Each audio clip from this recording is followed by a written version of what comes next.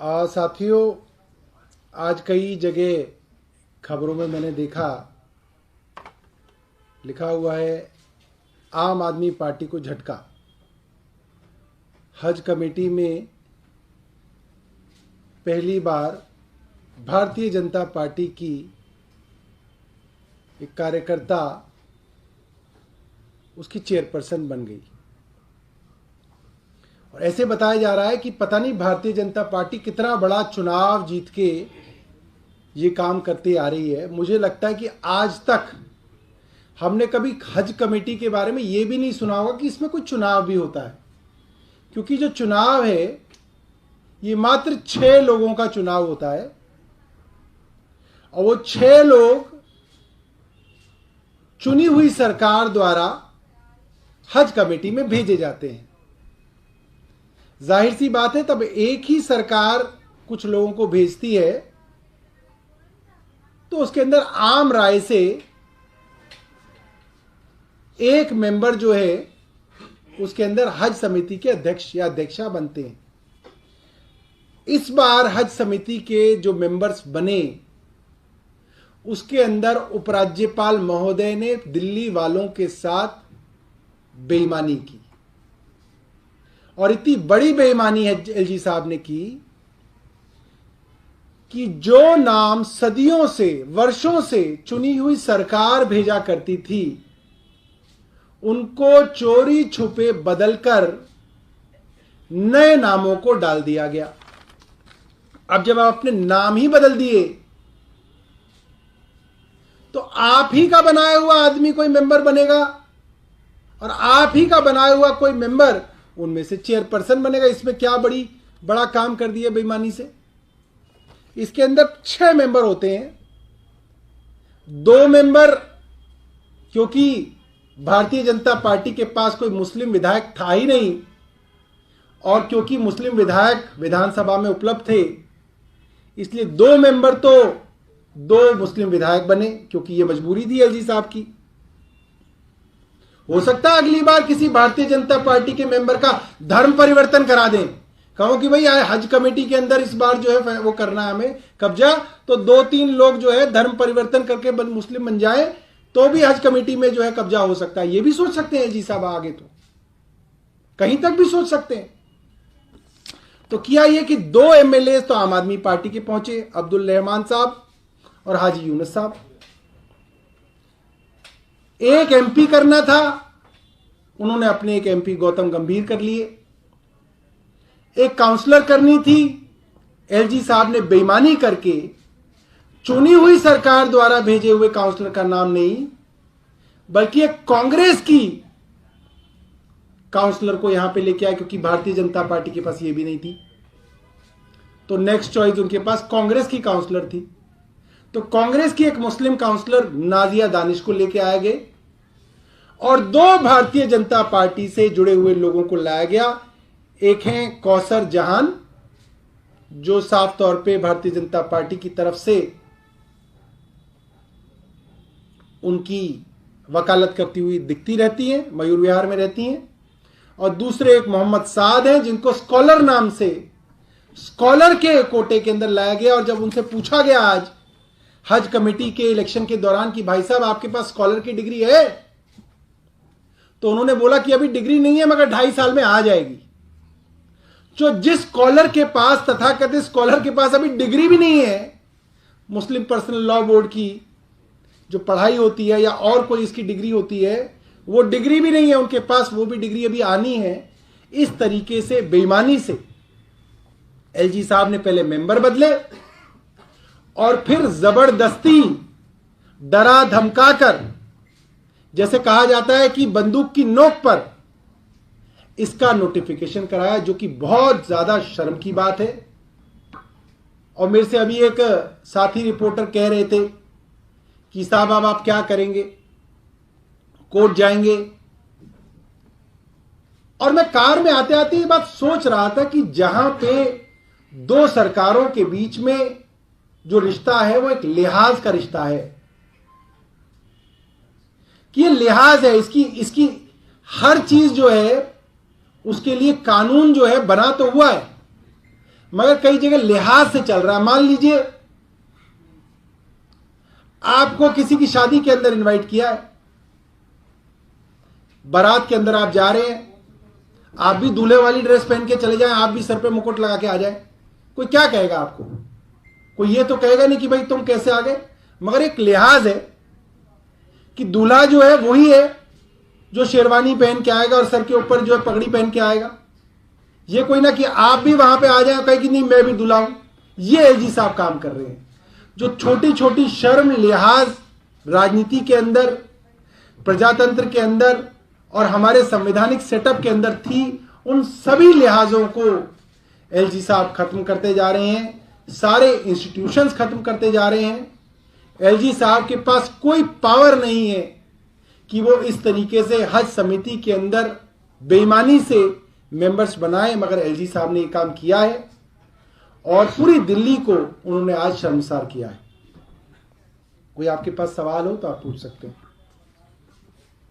जब हमने बात की चुनाव के बाद, उन्होंने कहा कि भारतीय जनता पार्टी मुस्लिमों के साथ खड़ी रही है, नरेंद्र मोदी का काम देखे सबका साथ सबका विकास, और हमारा चुनाव भी इसी के तहत हुआ, हम काम करेंगे सरकार के साथ मिलकर आम आदमी पार्टी। किन्होंने कहा?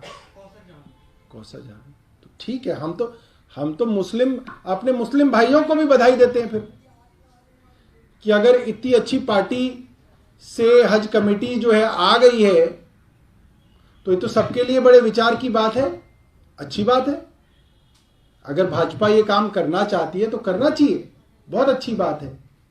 मगर जो कांग्रेस की पार्षदा का रवैया था वो सवालों में है कि कांग्रेस की पार्षद इस चुनाव में गायब रही हैं, क्योंकि अगर कांग्रेस की पार्षद आ जाती तो 6 वोटों में पता चल जाता कि कांग्रेस की पार्षद ने वोट आम आदमी पार्टी को दिया है या मुस्लिमों की चिंता करने वाली भारतीय जनता पार्टी को दिया है। इसीलिए कांग्रेस की जो पार्षद को एलजी साहब ने भेजा, जिनका नाम है नाजिया दानिश, वो चुनाव में आई नहीं, क्योंकि अगर वो चुनाव में आ जाती तो उनसे उनके समाज के लोग पूछते हैं कि आपने वोट भाजपा को क्यों दिया, तो भाजपा को तो दे नहीं सकती थी। और अगर आम आदमी पार्टी को वोट दे देती तो ये टाई हो जाता, तो 3 एक तरफ 3 दूसरी तरफ हो जाते, जो कि कांग्रेस पार्टी नहीं चाहती थी। तो कुल मिलाके ये कांग्रेस और भाजपा की मिलीभगत से आज हज कमेटी के अंदर एक भारतीय जनता पार्टी की कार्यकर्ता और भारतीय जनता पार्टी की आइडियोलॉजी को मानने वाली एक महिला हज समिति की अध्यक्षा बनी है। मैं सभी उन मुस्लिम भाइयों को मुबारकबाद देता हूं जिन्होंने कांग्रेस को जिताया है, जिन्होंने कांग्रेस के काउंसलर्स को जिताया है। कांग्रेस अब उनका जो मन था, जो वो चाहते थे, वो कांग्रेस अब पूरा कर रही है दिल्ली के अंदर। सर, ये नाजिया दानिश वही है जिनके लिए आप कह रहे थे कि ये अध्यक्ष बनेंगी, इसलिए उनको बनाया, इनको बायकॉट कर रही है कांग्रेस? बिल्कुल, हमने आपको पहले ही बताया था, लेकिन उनको अध्यक्ष नहीं बनाया गया कि ये पूरी की पूरी प्लानिंग थी कि एक कांग्रेस की मुस्लिम पार्षदा को लाके उन्हें अध्यक्ष बनाने की कोशिश की जाएगी। मगर जब सवाल उनकी कॉन्स्टिट्यूएंसी में उनको वोटरों ने उनसे सवाल करने लगे कि आप बीजेपी के साथ मिलकर अध्यक्ष बनेंगी, तो वो इससे पीछे हट गई। और जाहिर सी बात है, पीछे हटके भी उन्होंने फायदा जो है भारतीय जनता पार्टी का कराया और भारतीय जनता पार्टी की महिला को उन्होंने अध्यक्षा बनाया। सौरभ जी, एक सवाल इससे के है, अरविंद केजरीवाल जी ने वादा किया हुआ 2025 तक यमुना साफ करनी है, उसमें डुबकी लगवानी है, तो वादा केजरीवाल जी का है और आज यमुना साफ करते हुए एलजी साहब दिखाई देंगे। इंटेंस क्लीनिंग ऑपरेशन जो है वो शुरू कर रहे हैं यमुना के फ्लड प्लेन पर। भाई, मुख्यमंत्री ने अगर वादा किया है तो हम सबके मुख्यमंत्री हैं। मेरा भी कर्तव्य है कि मैं यमुना साफ करूं, आपका भी कर्तव्य है ये यमुना साफ करें। और एलजी साहब के भी मुख्यमंत्री जो है अरविंद केजरीवाल हैं, तो वो भी अगर अपने मुख्यमंत्री के लिए कुछ काम करना चाहते हैं तो करें, बहुत अच्छी बात है। बल्कि मुख्यमंत्री जी के और कार्यों में भी वो हाथ बटाएं, क्योंकि बहुत जरूरी है। हमें पानी की भी बहुत जगह जरूरत है, हरियाणा से अगर थोड़ा पानी भी वो दिलवा सकें तो दिल्ली के अंदर पानी के लिए हम बहुत कुछ कर सकते हैं। एसटीपीज के लिए वर्षों से जमीन जो है हम डीडीए से मांग रहे हैं, अगर वो मिल जाए तो उसके अंदर भी मदद कर सकते हैं। जो मदद कर सकते हैं एलजी साहब बिल्कुल करें, उसमें कोई दिक्कत नहीं। अपने मुख्यमंत्री के लिए उनको करना चाहिए। लेकिन साहब उनका कहना है कि जब आप सरकार नहीं कर पाई तो फिर बाद में एनजीटी ने उनको जिम्मेदारी दी और वो जिम्मेदारी वो निभा रहे हैं। अब देखिए, एनजीटी के अंदर जो वो संस्था बनी हुई है वो बहुत पहले से बनी हुई है। एनजीटी वो जो एक कमेटी बना के रखती है वो काफ़ी वर्षों से बनी हुई है, और मुझे लगता है कि अगर वो मेहनत करना चाहते हैं तो उन्हें करने देना चाहिए। उसके अंदर हमें जो है कोई दिक्कत नहीं है। और जितने भी प्रोजेक्ट्स का वो जिक्र करते हैं वो सारे के सारे प्रोजेक्ट्स पहले जल बोर्ड के बोर्ड में आते हैं। बोर्ड जो है, जिस बोर्ड का मैं वाइस चेयरमैन हूं, उसके अंदर वो एसटीपी के सारे प्रोजेक्ट्स आते हैं। वहां हम उनको फंड देते हैं, वहां हम प्रोजेक्ट्स को अप्रूव करते हैं, और फिर वो एसटीपीज के तौर पे या ड्रेन्स को ट्रैक करने के तौर पे उसके इंफ्रास्ट्रक्चर के अंदर तब्दील होते हैं। तो वो तो सारी की सारी प्रक्रिया जो है हमारे बोर्ड से होके ही निकलती है।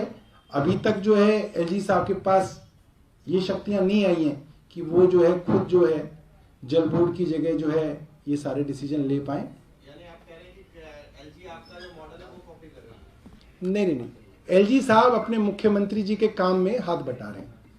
एलजी साहब को बटाना चाहिए, और भी काम करने चाहिए। थोड़ा सा कानून व्यवस्था पे भी काम करना चाहिए। मोदी जी का भी थोड़ा हाथ बटाना चाहिए, उस पर भी थोड़ा काम करना चाहिए। थोड़ा थाने वगैरह की विजिट करनी चाहिए, डीसीपी से मिलना चाहिए। आजकल देखिए कितनी हत्याएं हो रही हैं, बलात्कार हो रहे हैं, महिलाओं के साथ अत्याचार हो रहे हैं, इन पे भी काम करना चाहिए। सर, एक अरविंद केजरीवाल जी ने आज मुख्यमंत्री ने ट्वीट करके कहा कि दिल्ली की हवा जो है वो साफ हुई है बीते लंबे समय के बाद, और जो टॉप 10 है पॉलिटिक्स उनसे भी बाहर हो गए। मुंबई इसमें टॉप है अभी।